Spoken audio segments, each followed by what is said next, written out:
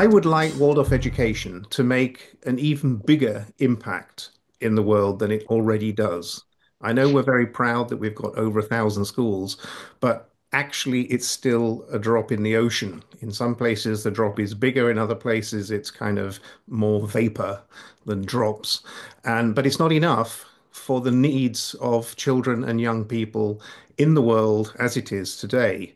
And Waldorf education, I feel, can and should make a much bigger contribution to education generally, and that it needs, in order to do that, it needs to reposition itself. It perhaps needs to take stock and make itself, for example, more attractive to young people to come into the profession as teachers. There simply aren't enough teachers for the schools that we have. And if we were to work in such a way that there were many more Waldorf schools around the world, then we would be in serious trouble finding teachers. So that means that we need to, anchor ourselves in 105 years of wonderful pedagogical tradition. But we shouldn't only look back whenever we have problems, we should also look forward. I think that's the message that we need to digest and communicate. And I was particularly impressed. I've just been reading a book here, which I can warmly recommend to you all. It's called We Are the Middle of Forever: Indigenous Voices from Turtle Island on the Changing Earth, edited by Dahir Jamail and Stan Rushworth. It's a collection of interviews with people working in the indigenous movement, let us say. And it's not about education, but much of what the people say is really offering a kind of dimension of education that is anchored in their tradition, but is also very much essential to the world we live in today. It's an education which involves emergence. It involves immersing ourselves and our children in our natural environment, in our cultural environment, and enabling people to actively take part rather than designing material and presenting it to them. We have to create learning situations into which they can step into, step up, take hold of, engage with from the spiritual core within them. In other words, we have to make that step attractive. We have to make that step to the emergent spiritual beings who are there um, possible, necessary even.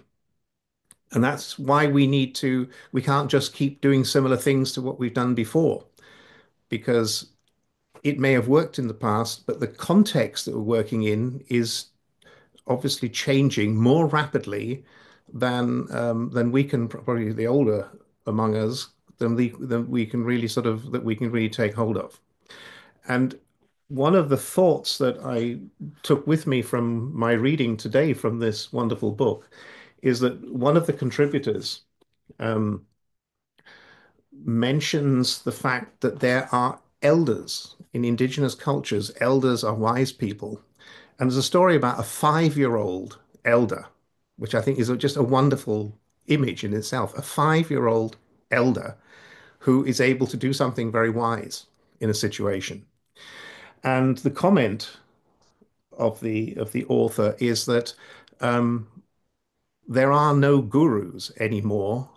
We are all gurus today. And some of those gurus are 5 years old, and some of them are 9 years old, and some of them are 17 or 18 years old.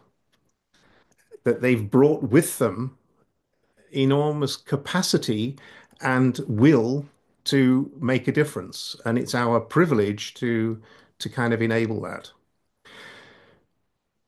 But we have a problem. And I'd just like to highlight this problem. My apologies to anybody from Norway, because I shared this single idea with colleagues in Norway in May, but not everybody knows this. So I'll just share my screen, which I think you can see. By the way, I've made notes to this talk, including the couple of slides that I will show, and I sent them to Lisa as a PDF, and she will make it available at the end. I can't guarantee that everything that's on the sheet I will say, or that everything I say will be on the sheet, but you don't need to take notes so much. So Remo Lago, who was sadly passed away last year, was one of the great researchers of child development and a good friend of Waldorf education. At the World Teachers Conference in 2012, he gave a lecture in which he made the following statement and showed the following graph, which is here in German. I just read out what it says. The teacher with a class of 20 6-year-olds will see differences of up to 3 years in the children's developmental ages. And you can see in the graph, there are 20 children distributed across 3 years. There are six of them who are at the developmental stage they, in a sense, theoretically should be at the age of 6. Some children are more developed and some children less developed. So there's a spread. And this spread, it's really important to stress, is within the normal spectrum. None of these children need any kind of educational special measures. None of them need extra lessons or extra support. This is normal range of children's development. So that's at the age of 6, grade 1. Some children will have a developmental age of 7 to 8 years and will read at the age of 6, while others have a developmental age of 4 to 5 and struggle with reading. Before children reach the upper school, the differences between them tend to increase markedly. At age 13, the developmental ages of the furthest and least developed children diverge by at least 6 years. So this graph, if it was for class 7, grade 7, would spread out 3 years beyond and 3 years below the age of 13, a 6-year normal spread. In addition, boys as a group tend to lag behind girls by 18 months on average. Dealing with such inter-individual variability can be a challenge for parents and teachers, which I think is a wonderful understatement. Can be a challenge for parents and teachers. Why is that a problem? Because it means that, if you like, the norm is variation. In other words, we can say that individual variation and diversity are normal. That heterochronous development, that means children developing in different ages, at different stages, is normal. And that learning groups are always mixed or heterogeneous. So every learning group that you come across, whether there's 20 of them or 36 of them, or whether there's only 12 of them, will be diverse in terms of their individual development. So the assumption that there are universal steps of development can be contested. That fine-grained year by year presentations of typical grade 3 children, typical grade 7 young people, these kinds of descriptions, which are not uncommon in the Waldorf literature, are at best misleading and at worst they can be harmful because they are normative and they may lead to the assumption that a child who does not conform to the typical grade 3 pupil description is in somehow abnormal, is problematic or difficult. And there's an awful lot of literature, some of it even referring to Waldorf contexts, but in a general sense, there's an awful lot of literature which identifies, scientific literature, I mean, that identifies the ways in which children are misrecognized, are identified as not fitting expectations and patterns.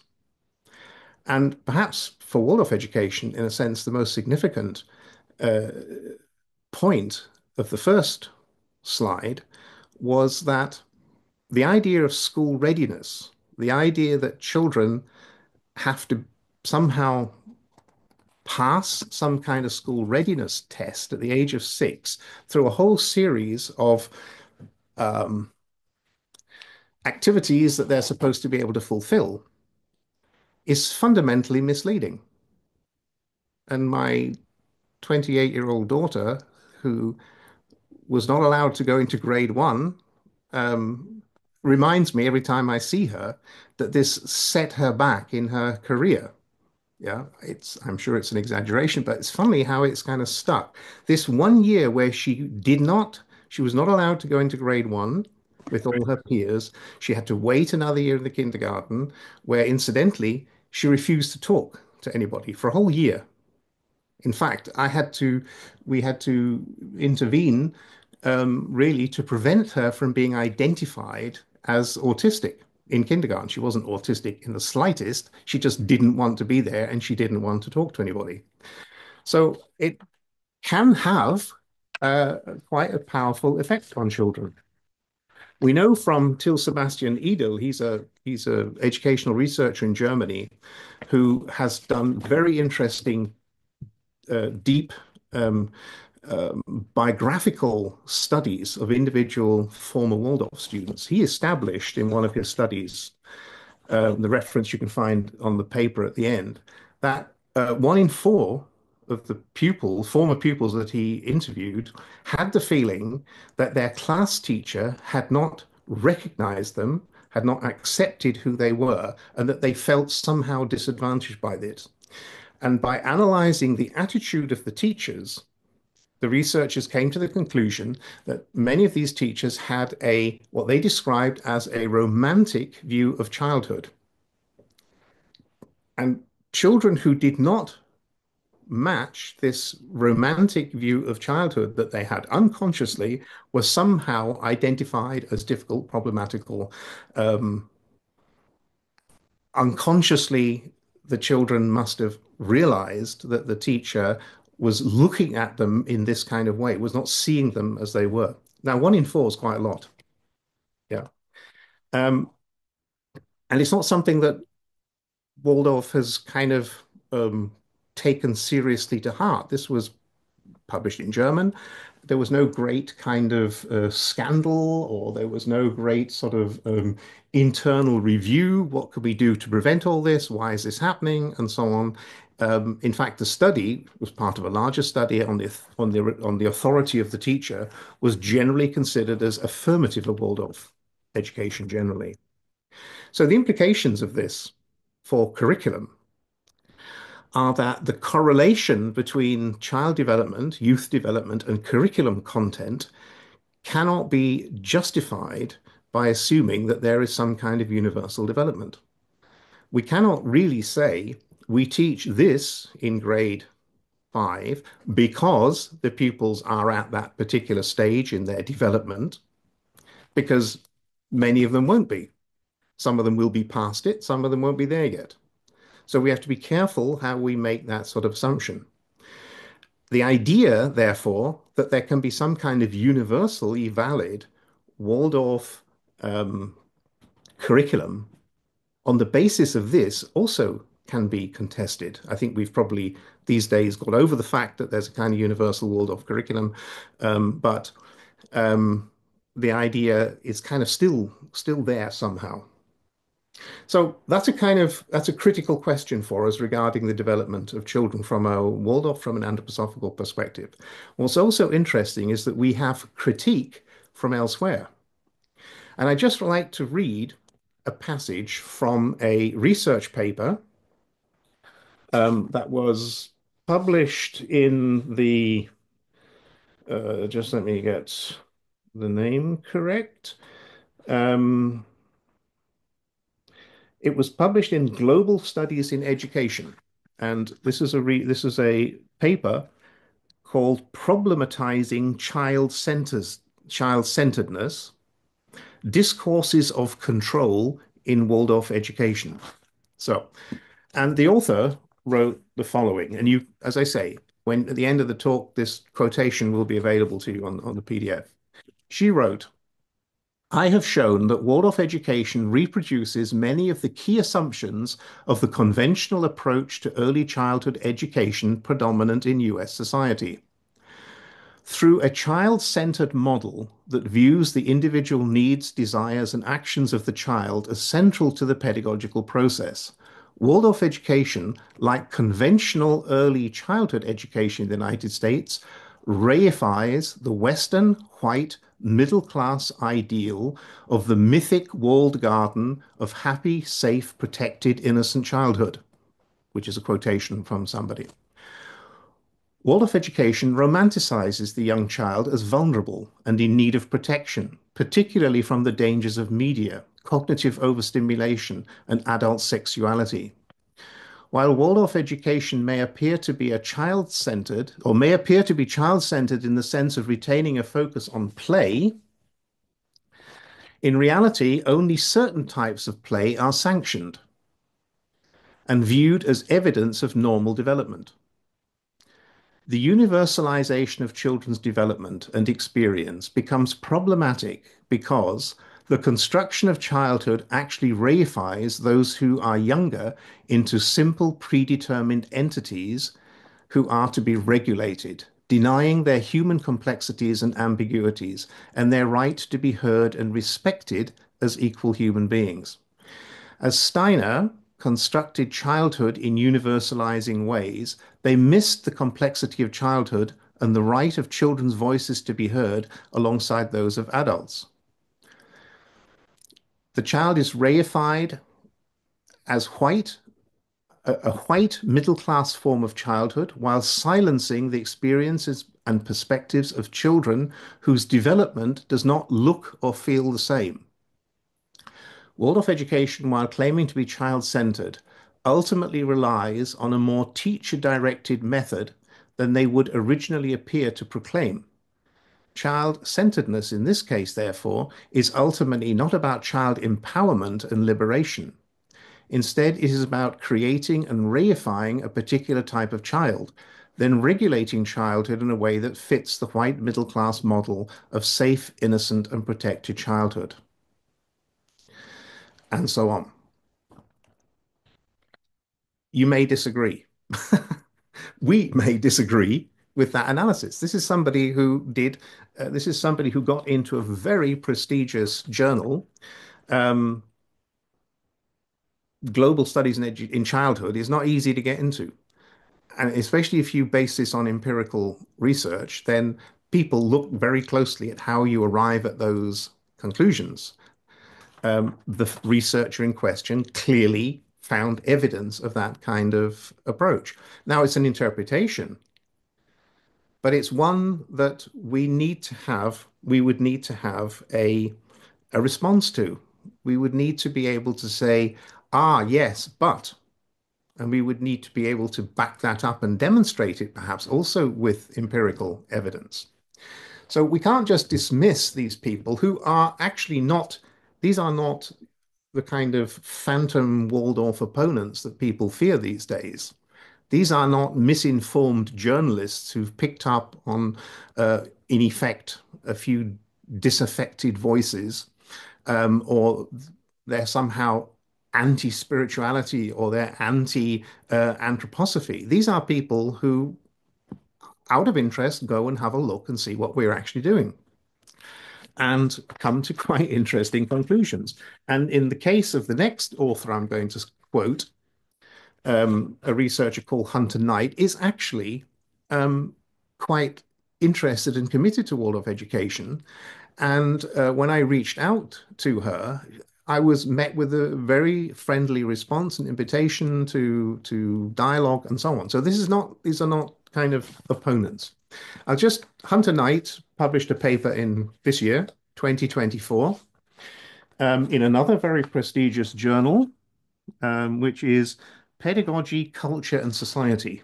Now, anybody who works in academic circles will know that that is a journal which is highly respected.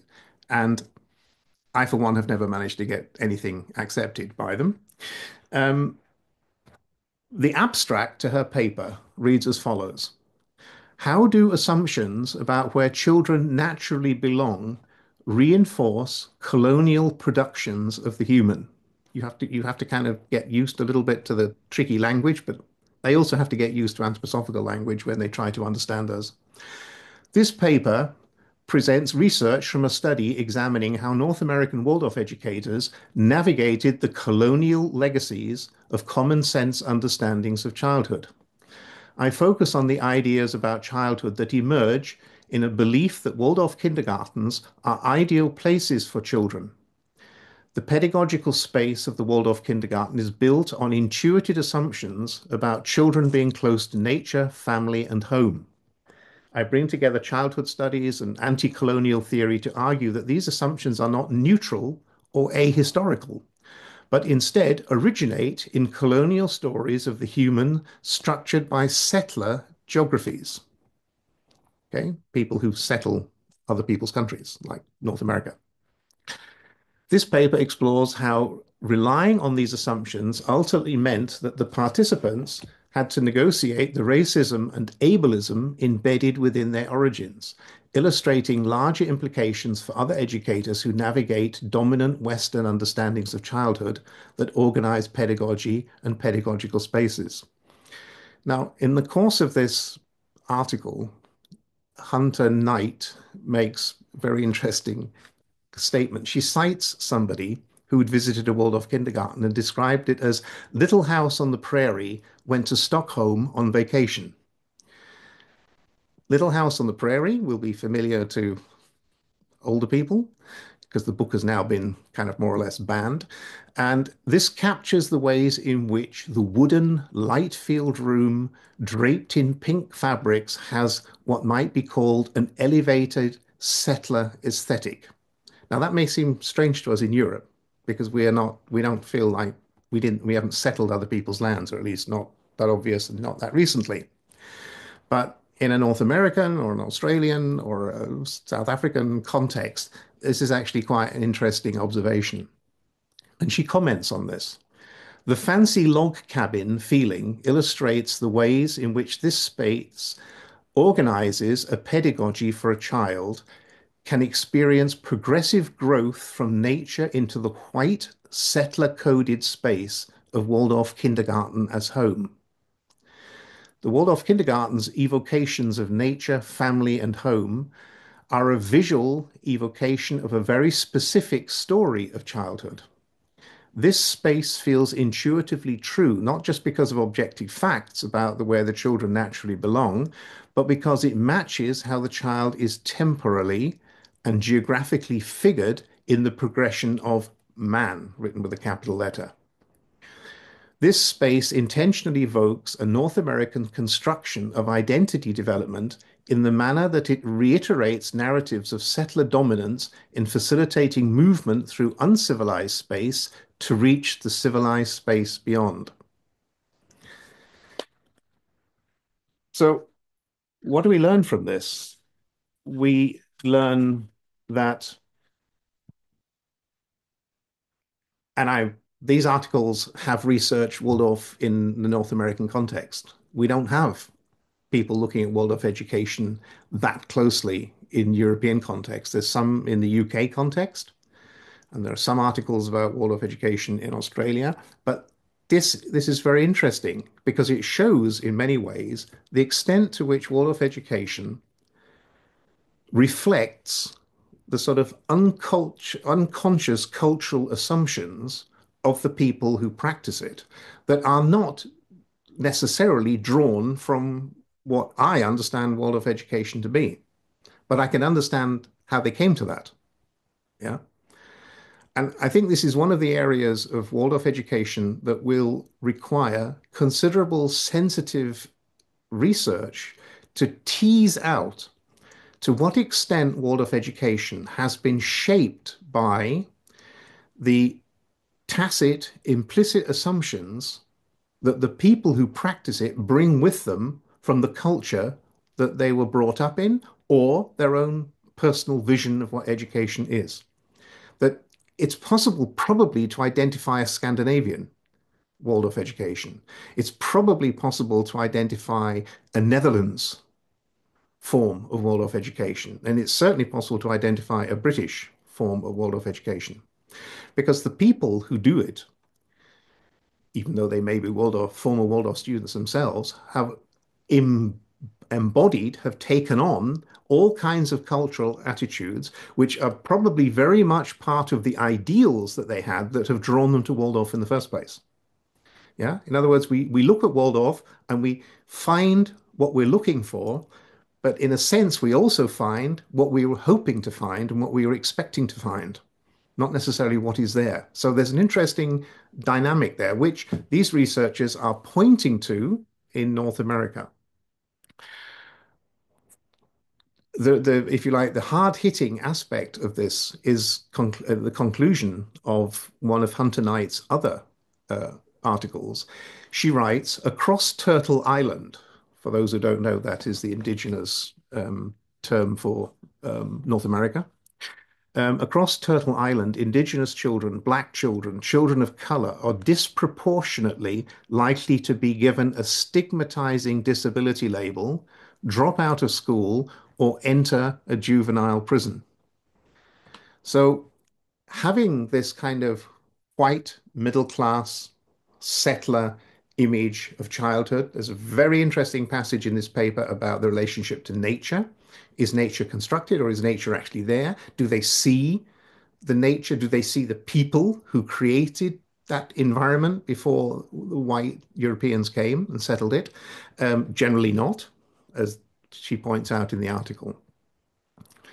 So one of the things that this brings home to me is that how vitally important it is that people learning about Waldorf education in teacher education should really understand, if you like, the main ideas of developmental psychology, which is, after all, the subject that gives us a notion of how children and young people develop. That there's a history of it, that there are traditions of it that flow into the way education is structured and the way that people understand childhood. It's different in Europe. It's different in different parts of Europe. It's different in Southern Europe to Northern Europe. How we look at the nature of the developing child. And I've put into my text some what I would consider absolutely key texts that students would need to understand before or during their immersion in Waldorf education. We need to know that the developmental psychology that we use in Waldorf education is embedded in a much wider context of understanding where people for hundreds of years have been observing and describing how children develop. But just to kind of highlight, what does, if you like, a quick survey, which took me about a week and a half to do, a quick survey of main theories, current theories of child development, non-Waldorf, would tell us that childhood is a relatively recent concept, that youth is an even more recent concept. Yeah. I mean, it's barely 100 years old. That childhood is a cultural construct which varies over time and culture across cultures. Different cultures have quite different understandings of the nature of childhood and of therefore of learning and therefore of education. Child psychology is fundamentally a question of epistemology. How do we know about the nature of the child? What form of knowing do we use to come to understandings of the developing child? And we also need to recognize that understanding how children develop involves a whole range of disciplines, starting with biology, neuroscience, and covering morality and ethics and sociology and health, well-being theory, learning theory, linguistics, social anthropology, ethnology, geography. Geography is a big topic these days in understanding development. So we have a huge complex field that we have to somehow position ourselves within. And when people start looking closely at what we do, some of us at least need to be able to position our explanation into a context so that we can understand it better and they can understand what we think. If you had to kind of print on a postcard If you had to write a quick entry into a kind of an encyclopedia of educational theory, they gave you half a page on Waldorf education, um, and they wanted to know, what is the essence of Steiner's um, development developmental theory, let's say. Then I think the first thing that you would highlight is that development is a process of incarnation and excarnation. That is absolutely central to any kind of Waldorf understanding of development. It's a process of incarnation and excarnation over the course of many lives and within a single life course from birth till death. And that within this process, the spiritual core of individuality, what Steiner referred to as das Ich, I always refer it to as the self with a capital S, because saying the I is always confusing in English. So the spiritual core of individuality engages with the genetically inherited body. So it's essentially a process of embodiment. Secondly, it's a process of socialization into the language, into the behaviors, into the ways of being of the family and community and society that the person's born into. It's a question of enculturation, mainly through education, but through being adopted into an existing culture. Maybe it's a Jewish culture, maybe it's a Hindu culture, whatever it is. You, the self has to engage with that. And particularly through education, of course, there's a process of qualification that we undergo. And this whole process is referred to as a process of individuation. The next thing I think you would put in your encyclopedia entry would be that Steiner uses the idea of recapitulation of cultural evolution in very general terms, also of human ontology, in other words, the development of the child. And he frequently in his anthroposophical writings refers to the key stages of walking upright, learning to speak, and learning to think. Those are, if you like, the three primary archetypal evolutionary steps. But Steiner actually refuted the idea, which is very widespread in Waldorf education, of a recapitulation of consciousness in the child. Now, this may come as a shock to lots of people who there are lots of articles about how the curriculum and how children in their consciousness recapitulate cultural evolution and so on. But it's interesting to see what Steiner actually said about that. For example, in the course, which is in Germany's GA 301, lecture from 1920, when we observe the early development of a child, we find nothing that indicates a recapitulation of subsequent stages of human development. We would have to attribute fantasy forces and processes to the child's development to find something like that. It's just a beautiful dream. When people like Wolff, who was somebody who promoted this idea of recapitulation, when people like Wolff try to demonstrate that children go through a period corresponding to wild barbarians, then they go through the Persian period and so forth. Beautiful pictures can result from this, but it is nonsense nevertheless, because it does not correspond to any genuine reality. So, just want to mention that. That's very much part of Steiner's view of development, that there is a kind of broad process of evolution of cultures, but that only in very, very elementary and archetypal ways do individual children recapitulate that. So the pedagogical response, which I'm still summarizing Steiner's theory of child development, the pedagogical response to the process of individuation is organized in hebdomadic or 7-year cycle phases, as we know. And these are subdivided into three emphases, which, and I've copied a diagram in the paper, which you can look at later, which delineates that, but that will be familiar to us all. What's interesting is that Michael Sech has actually quite a long time ago, 2011, in an article in the Pedagogical Section journal, he has shown, or he's argued, that this 7-year hebdomadic system was never actually intended as a model of reality, but was introduced by Steiner as an ideal typical heuristic. In other words, a kind of theoretical model that we need as a kind of orientation. That Steiner also used the phrase ideal curriculum. And the ideal curriculum was referred to the ideal typical steps in the development of the child as he explored it. But that doesn't mean that children actually follow that pathway.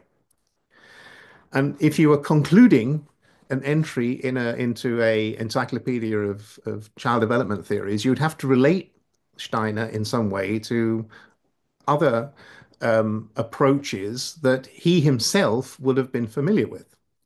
So even though he distanced himself from many aspects of reform pedagogical ideas, if you look at the work, particularly of early Herbart, who Steiner often criticizes, but if you look at early Herbart, if you look at Pestalozzi, if you look at Froebel, Steiner also generally rejected the psychology of his times. He was quite critical about Brentano, about Dilthey, about Max Stirner. He didn't mention, but they were publishing, William and Clara Stern, Charlotte Bühler, and Martha Muchoff, who I'll come back to. He doesn't refer to them, and this list you can see on the paper that I've presented. But many of them were making contributions to understanding the development of the child at the same time as Steiner was developing his ideas of Waldorf education. And they provide us with a very, very interesting context. I mean, just as a matter of interest, William Stern was one of the founders of the committee for bringing about what was known in German as the Einheitsschule. In other words, a kind of non-selective, inclusive form of education to include children from all social backgrounds. William Stern was a founder member of that as far back as 1908. So there were people who were thinking about education in a particular way. Steiner was incredibly critical of all forms of socialist education, although one would have to say that what he was also referring to was the work of Lev Vygotsky. Steiner's really heavy criticism of the Lunacharsky reform movement in what was known as Bolshevik revolutionary educational theory, which he makes, behind that is a start of a really interesting decade of hugely important educational research by Vygotsky and his fellow co-workers. What he did like, because mostly the things that he mentioned were he was distancing himself from. What he did like, however, was the educational approach of Margaret Macmillan that he met when he visited her education centre in Deptford in London, and he was very impressed. She was a Christian socialist, and so perhaps being a Christian socialist meant that they had more in common than was generally. But it's interesting to position Steiner in the sort of theories of educational psychology of the day. I would just like to pick out one of these researchers who I've fairly recently discovered, somebody who made really impressive contributions to our understanding of child development. And this is a woman by the name of Martha Muchoff, who was born in 1892 and lived till 1933. She was in Hamburg. She was an elementary school teacher, an early years an elementary school teacher who volunteered to work with a research institute which was founded in Hamburg, which was later taken over by William Stern under the guidance of the philosopher Ernst Cassirer. And she was a volunteer in helping to collect data from children in elementary school.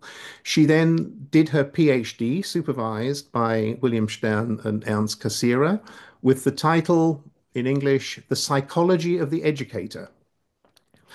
Um, she published in her relatively short career some 71 academic papers, including the first ever serious analysis and critique of Montessori education, which she compared with Froebel education somewhat unfavorably. But her major work in English is translated as The Life Space of the Urban Child. Martha Muchoff believed that to understand children, you had to observe them phenomenologically in their context, not only in the classroom, but in their context. And she chose the working class area of Hamburg, where there are docks, and observed children playing in the docks, and did included the children in her research process. So she got them to write diaries. She'd interviewed them. She got them to interview each other. She got them to collect data, in other words, to tell her what they thought and what they were doing and so on, in Barmbek, in Hamburg. And her study overlapped a period when the first Waldorf school was founded in Wandsbek in Hamburg, which is basically just up the road. Um, Martha Muchov is generally considered one of the key pioneers of the ecological theory of child development. In other words, children have to be understood embedded in their context. She developed the idea of the whole person, that understanding children would require us to look at the whole person, their behavior, their physical body, their expression, how they moved, how they spoke, and so on. She was also committed to the idea that children had agency. Children were not just passive uh, responders to stimuli, but children actually were active in shaping their own environment. So it wasn't just that the environment shaped them, they shaped their own environment and they created understandings and images of their environment, which she documents, which basically have opened up a whole new field of social anthropology and social geography. She basically founded the field. And she developed unique methods of phenomenological child development. So many of these 71 papers that she published were about observing children. In 1933, when the Nazis came to power in Germany, William Stern, who was Jewish, was driven out. Ernst Cassirer left and went to Sweden, and she was left in charge of this institute that was then was forced to adopt. I'll write the name in later, um, so you can see it. And she took her own life in 1933 because she didn't feel that there would be any way that she could continue doing the work that she was doing. She wasn't Jewish, as many people assumed, um, but um, she felt alienated. So there's a photograph of her famous book in English, The Life Space of the Urban Child, Perspectives of Martha Muchoff. And there's one of the pictures from these are her, she describes these as her co-workers. This is her research team. These children helped her to record what they were up to. And they're a very interesting group of faces there.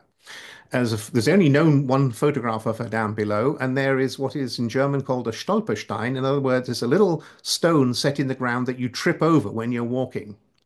And that's to remind you that here Martha Muchoff lived, uh, humiliated, her rights removed from her, and she took her own life as response on the 29th of the 9th, 1933.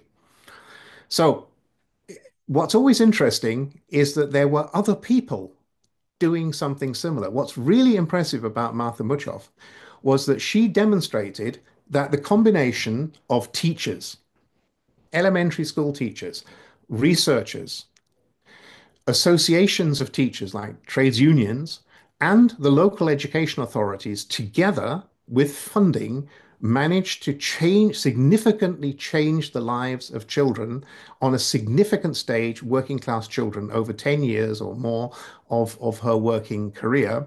And it was the loss of that, it was the perversion of that that she could already see in September 1933 that led her to take her own life. And her brother published the work posthumously, and it was forgotten about and rediscovered in the States back in the 1980s, and has since become recognized as a classic. So, um,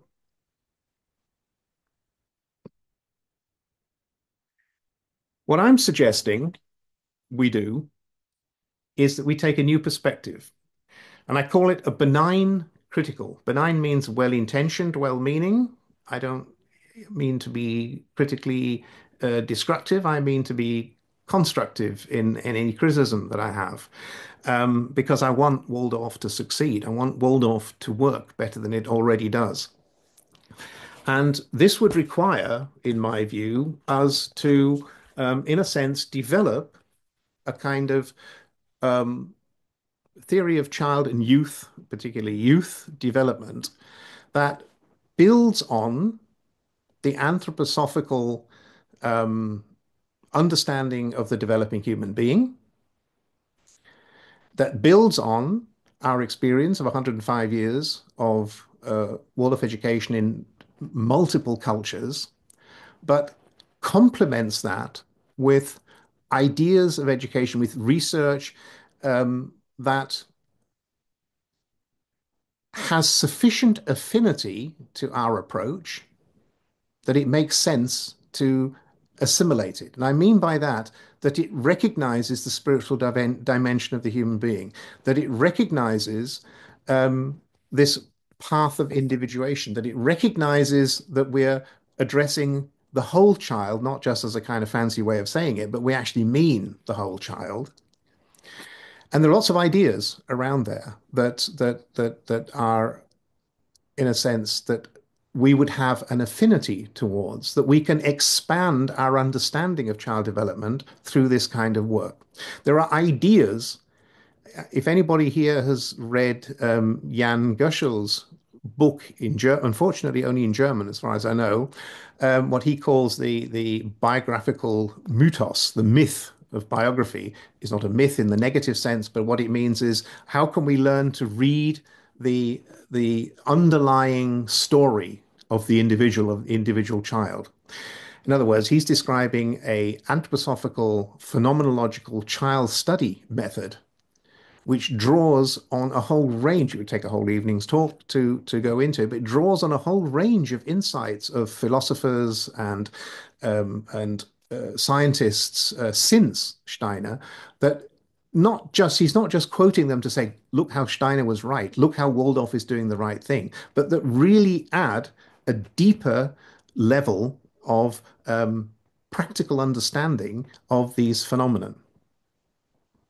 You could say that Waldorf education has some absolutely unique aspects, but it often lacks a comprehensive understanding of practice um, that is mostly based fairly exclusively on Steiner himself, but is not easily communicated, is kind of nebulous and vague often, not always. And most of the people here watching this talk will be perfectly capable of explaining Waldorf education to anybody who comes in, but generally within the movement. Yeah.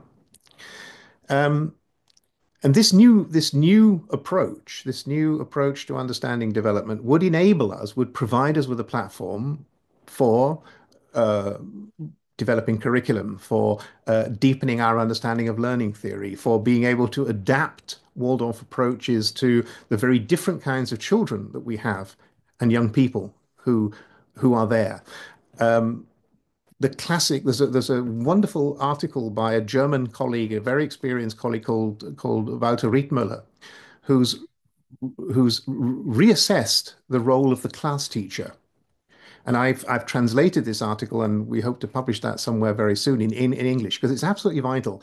He basically outlines all the virtues and benefits of the class teacher system, highlights its weaknesses, being quite honest. This is somebody who's had many, many years of experience, and comes up with the conclusion that we don't need any more necessarily solo individual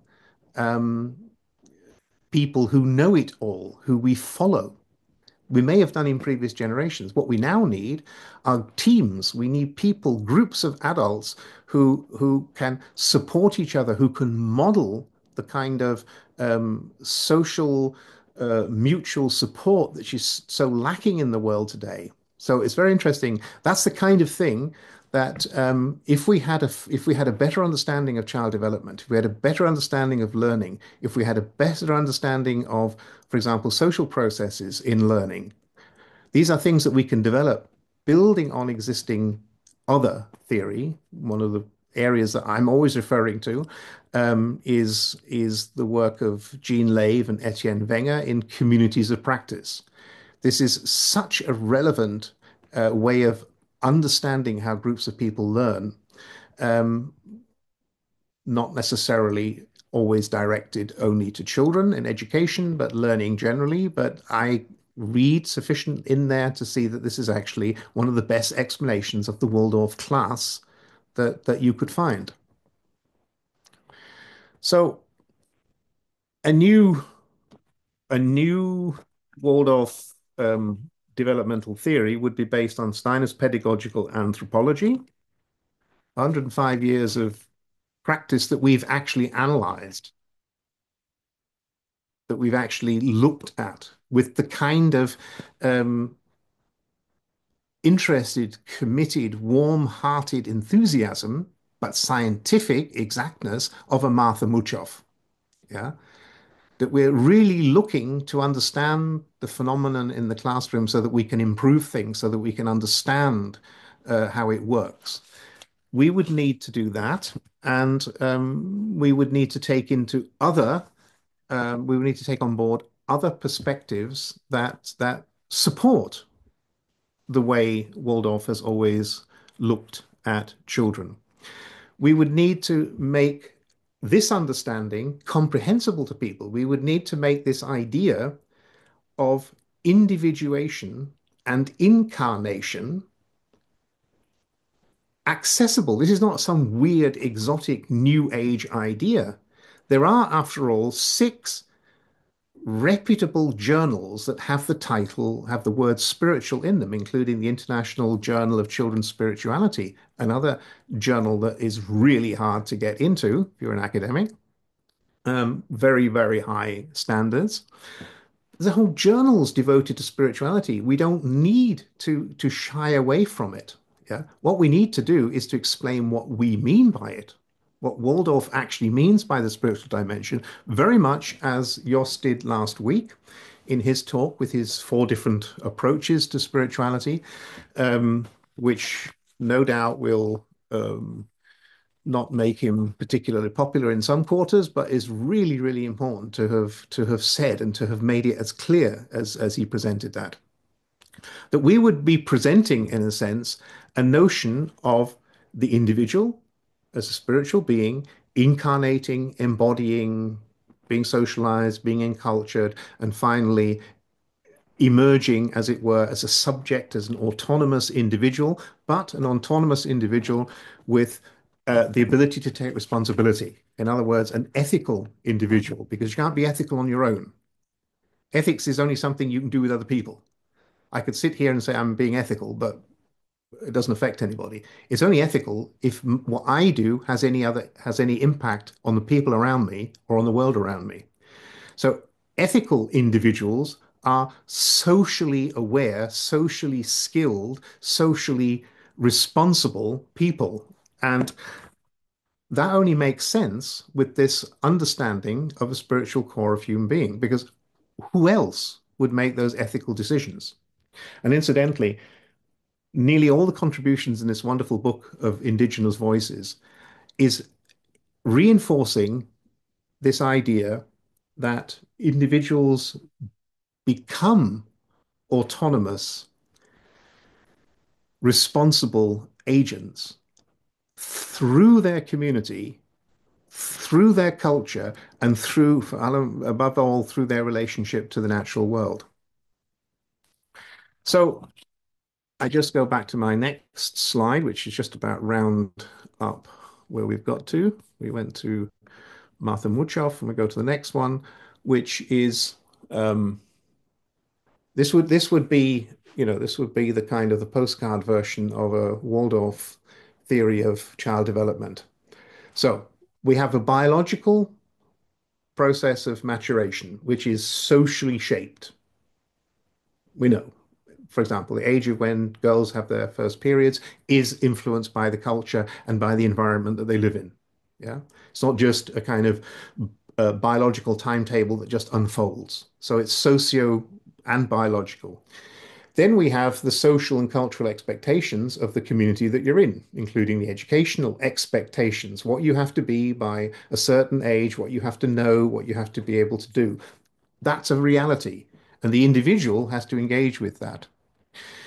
The next thing, I've skipped one out, but I'll come back to it, is the context. Are you doing this in a predominantly white middle class kindergarten somewhere in Ontario, Canada, or somewhere? In other words, the context is important because the biographical interests of the individual, that Jan Göschel's biographical mythos is designed to reveal to us, like understanding the underlying plot of a drama, we need to understand how those biographical interests are nurtured and hindered by the context that they're in. So, the concept of biographical learning is the ability to be able to recognize in any given situation what steps can I take that will enable me to develop further. So, expansive learning. Do I take a step in learning because it is likely to provide me with further opportunities for my inner development? Or do I only get motivated to learn because there's a reward or there's a punishment if I don't get it? That's an extrinsic, that's defensive learning. I only learn because I have to from external. Intrinsic, expansive learning is I recognize in this topic, in this thing that's being offered to me, in this educational pathway, I recognize something that responds mostly unconsciously, but certainly in youth, increasingly consciously, my unique, individual, karmic, biographical interests, which also include my talents and my limitations. That lot, those are four major factors that play into the development of the self as a unique person in the world. That's basically a phrase from Hannah Arendt, who said, all people are different, every individual is unique, and what we all have in common is that we are all unique. That's what we have in common. So all these children in class one, or all these children in class seven, who span this enormous range, what they all have in common, first of all, is they're there in a learning community. That is one of the most significant factors in their lives, is that they're in a learning community. They're thrown together. They didn't choose this bunch of people. They were put there with a group of people from different backgrounds. The only thing they have in common is their chronological age. But the other thing that they have in common is that they're all emergent beings. They're all selves emerging. And they do so not individually. They're not learning self-management and self-directed existence. They're learning to be with others together and all the process that goes with that. So those are the elements that would add up to a, if you like, a new, it's not that new, but it's different way of presenting Waldorf education's developmental theory. So I'll stop there. Open the discussion, which I know will be very um, spirited. Uh, you did refer, when you spoke to who Steiner referred to as his context, a person who talked about Maria Montessori, but you didn't speak about Dr. Montessori herself. Can you lift the curtain there a minute? Was he mute on Montessori? What, to your knowledge, how did he position himself, if at all, vis-a-vis Maria Montessori's work and publications? in this context? Yeah. To my knowledge, I don't think Steiner made very explicit reference to Montessori's ideas. I mean, they did overlap, not that much, but enough. She was well known at that time. Um, what's interesting is Martha Muchoff's critique of uh, Montessori is that it's very teacher-led, it's very adult-led, and it misses out, it focuses on each individual child taking their next developmental step. That's how she said. And she said this is important, and it's children need that kind of guidance and encouragement, but it would be more effective if they were to do that within a social context. In other words, if making meaning together was more of an emphasis. And she compares that with Froebel's approach, which was much earlier, of course, half a century earlier, which um, is very much about creating safe learning spaces in a way. But I don't think Steiner had much to say about Montessori, as far as I know, neither positive nor negative. I mean, these days you can just Google the complete works and just put in Montessori, which I have to confess I haven't done. Um, Thank you. and Montessori is far more successful than Waldorf. You know, there are 10,000 official Montessori schools in the world. And it's interesting why. Why is it so successful? They're great people and they're very dedicated to children and they create, I think, particularly for early years. I don't know how much what Montessori has can offer to young adolescents and so on. I'm not sure.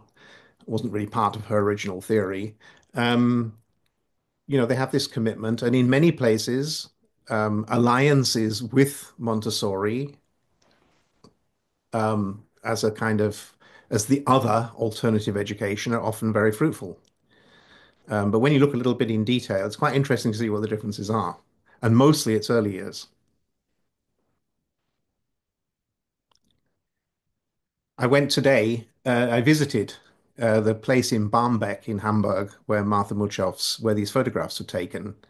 And interesting enough, just across the river, I mean, literally about 100 yards from where that photograph was taken, is the current Waldorf teacher training seminar in Hamburg, which is in Barmbek, in the same place. But she's not very well known, except the university has decided to call its library after her, and she's been sort of rediscovered by educational scientists. Selma has her yellow hand up. Hello. Yeah, I would really like to learn why actually Montessori became so much more popular and yeah, let's say famous and mainly successful in the world compared to Steiner education. Is there an answer to this simple question? Well, what is interesting is that there are municipalities that have actually decided to adopt Montessori as their approach. You know, state school municipalities in certain parts of the world, just like certain municipalities have adopted the Reggio Emilia approach from Reggio Emilia in Italy to early years education. But to my knowledge, very few state school authorities have adopted Waldorf as its kind of as its main approach. Um, I don't know. Does anybody else have an answer to that? Alan, do you have another question? I have another question. I don't have an Okay. answer. I mean, has anybody got an answer why Montessori is so allegedly more successful? It's less complicated. It's easier to, it's, you know, its core principles are more sort of easy to get a handle on. Um, I would also, I would add, and I was just thinking that as I review research papers for American Education Research Association, where there's a whole division on Montessori, research around Montessori, that Montessori has been nimble in backgrounding, deep background, and then ultimately almost eliminating basis in spirituality so that it has become much more mainstream. So a higher level of adaptation and thereby being more readily partnered with. Yeah. with pluses and minuses of both. Yeah, yeah. I love these other, if you drive through certain cities in India, like Bangalore, you drive through kind of a section of town where there's schools, and you see these big posters saying Steiner Montessori Morning Circle.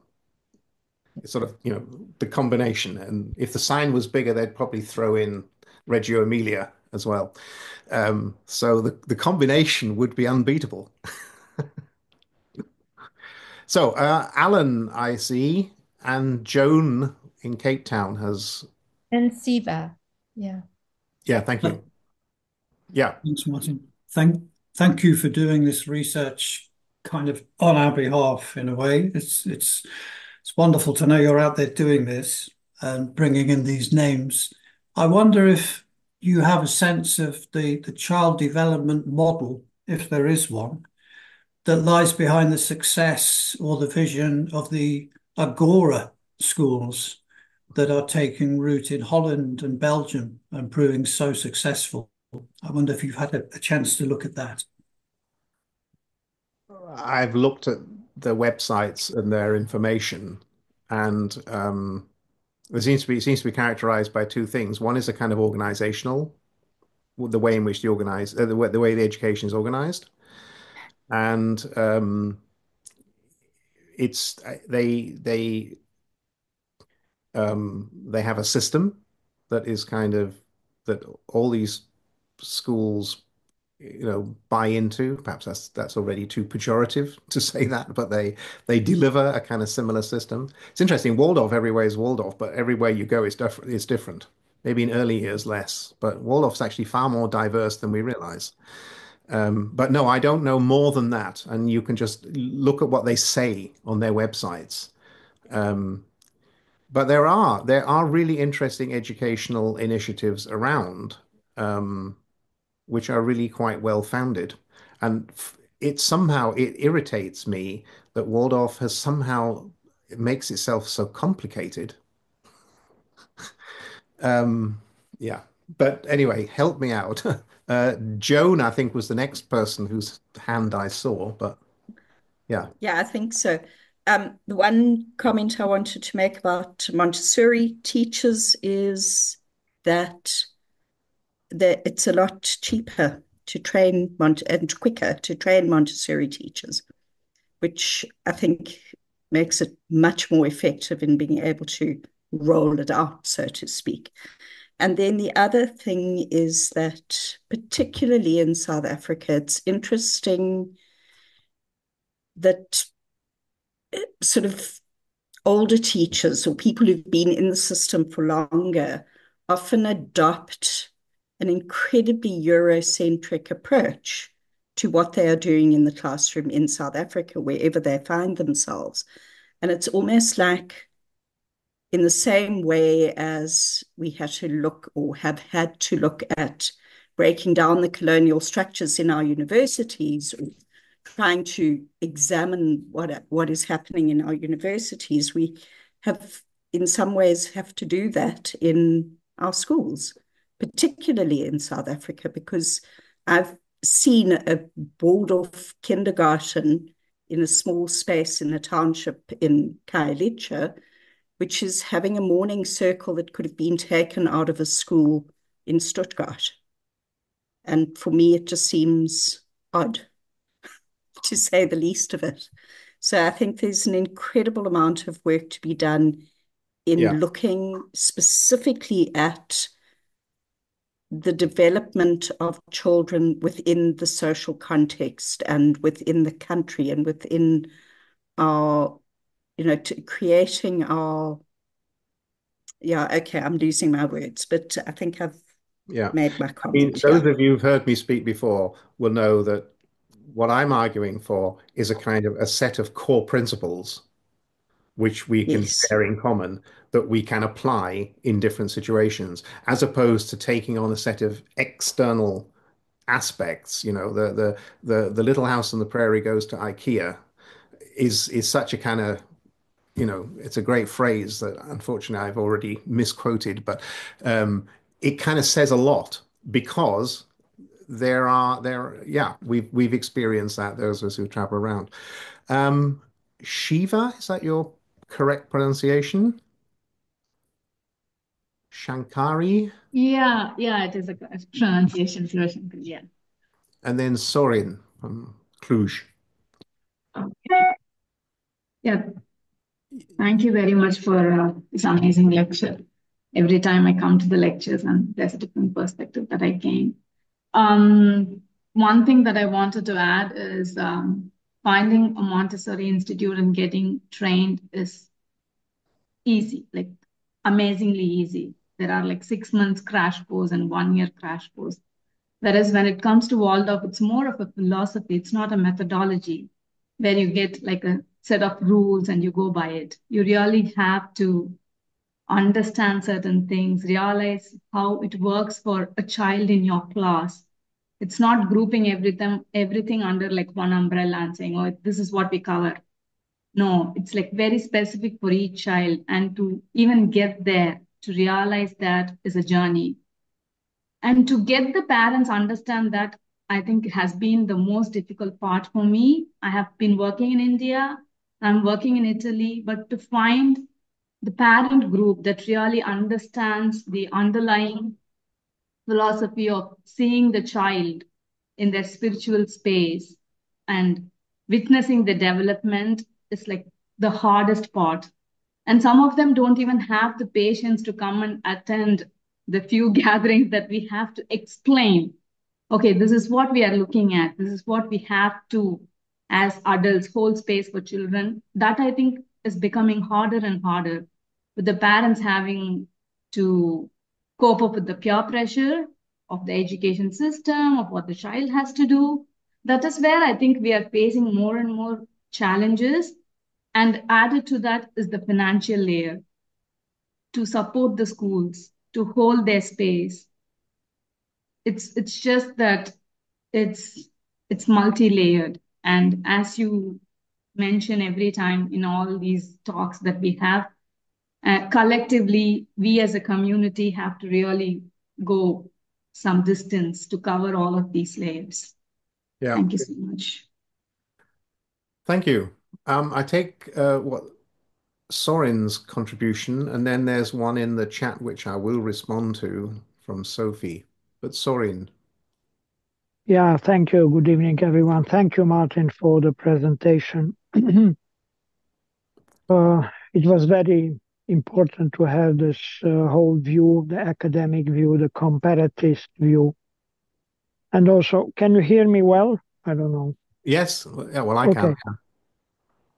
And I think it's very important to have such a perspective in any academic pedagogical training.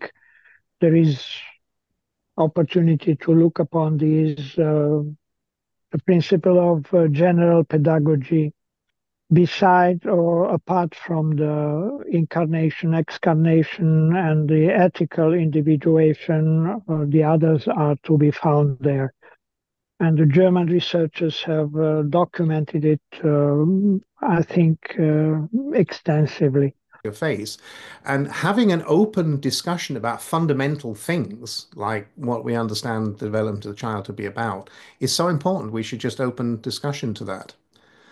And the question about from Tina, the question about the multiplicity of cultures.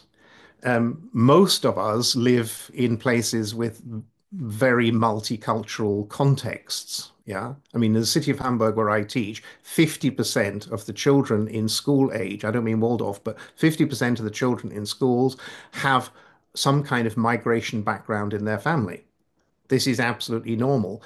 But I am not bringing to them an anthroposophical culture, as Jost basically made very clear last week. I'm not bringing to them, I'm not promoting a particular culture through festivals or a standard canon of stories and material and stuff. That's not what I'm doing, or it's not what I should be doing. If you live in a multicultural context, then you have to respond in a multicultural way. If you live in a monocultural environment, and there are some in Europe, in Waldorf schools. And generally, there are countries where, they get freaked out if there's kind of half a dozen refugees have arrived in the country. I mean, to be quite frank about it, they just have to work their way out of that. We can't sort of, the reality is multicultural. And if it's not in the school that you're teaching in, teach as if it were, because then you will attract those children from other cultures who are looking for something that's perhaps not provided. And that's my point. My point is that Waldorf Education is here to provide a spiritual and physical and moral environment for children to listen to access this world that they're looking for, that they've come from. That's our job to do it, not to direct them in any particular way, not to send them off in a Christian or a Buddhist or a Hindu or an Islam way, but to help them to be open to that. And most of education does the opposite. It fills them up. It blocks their ability to perceive because it tells them what to see and think and when to do it by and gives them grades at the end of it. And that's what we're trying to do differently.